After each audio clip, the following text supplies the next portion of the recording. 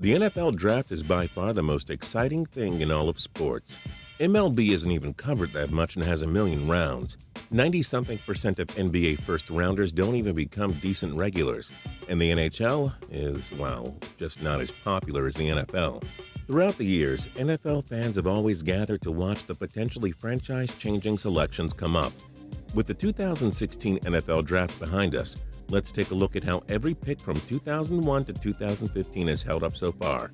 I'm Justin Fraction, and today we're going to be ranking the last 15 first overall NFL picks. Number 15, Eric Fisher, 2013. To be fair, the 2013 NFL Draft hasn't exactly been one of the most star-powered ones in recent memory.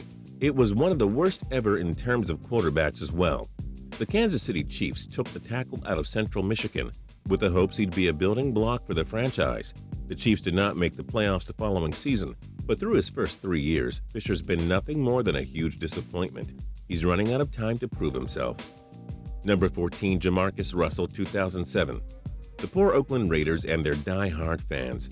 Russell was supposed to be the next big thing for the franchise. He was the biggest draft bust in team history instead.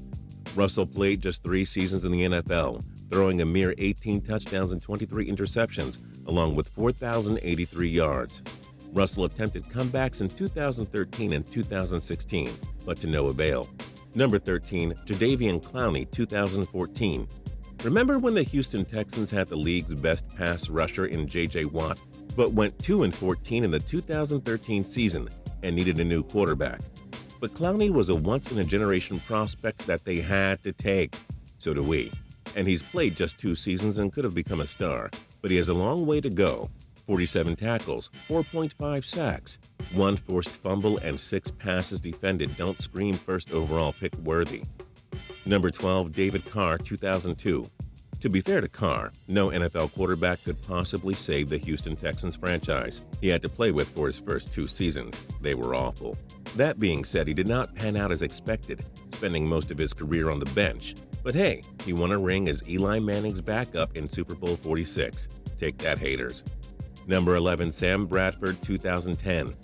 If Bradford hadn't struggled to stay healthy throughout his first few seasons, perhaps he would have reached his full potential. That being said, he hasn't been that bad his first 6 seasons. On all non-playoff teams, he's completed 60.1% of pass attempts for 14,790 yards, 78 touchdowns, and 52 picks. We'll see if his 7th season brings more promise. Number 10, JAMEIS Winston, 2015. It's hard not to like what we saw from the Tampa Bay Buccaneers quarterback in his first season. Winston looks like a gem and should be a force in the NFL for years to come. Winston tossed 22 touchdowns, 4,042 yards, and an 82.2 passer rating in 2015, earning him a Pro Bowl nod. There's no reason to think he won't progress more. Number 9, Jake Long, 2008. Oh, what happened to the guy who had a long resume of NFL talent and success? While the Miami Dolphins nailed the selection of Long, the offensive tackle made the Pro Bowl in each of his first 4 NFL seasons, then fell off the map quickly. The 2010 first-team All-Pros' best days are long gone, but at least there was a long run of success for a while. Number 8, Michael Vick, 2001. It wouldn't be fair to call the 4-time NFL Pro Bowler's career a bust, but it would have gone down a lot better and more historic if he didn't get tied up in the stupid dogfighting scandal that ruined his legacy. Vick took the NFL by storm with his electrifying arm and running ability in Atlanta, then had an MVP-caliber 2010 season with Philadelphia. 133 touchdowns and 36 running touchdowns aren't bad by any means. Number 7, Matthew Stafford, 2009. Stafford had the pressure of changing the fortunes of a team that, in a pathetic fashion, went 0-16 in 2008. Stafford has somewhat accomplished that. He did take them to the playoffs in 2011 and 2014, but he's been as inconsistent as it comes.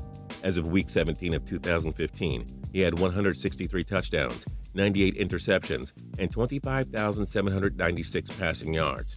Can he finally bring Motown a Super Bowl? Time will tell. Number 6, Alex Smith, 2005. Smith had a unique path to start his NFL career. The San Francisco 49ers' hopeful savior looked like a bust for 6 years. He got another chance and in 2011 nearly led them to the Super Bowl. After losing his job to Colin Kaepernick, Smith became a stud with the Kansas City Chiefs.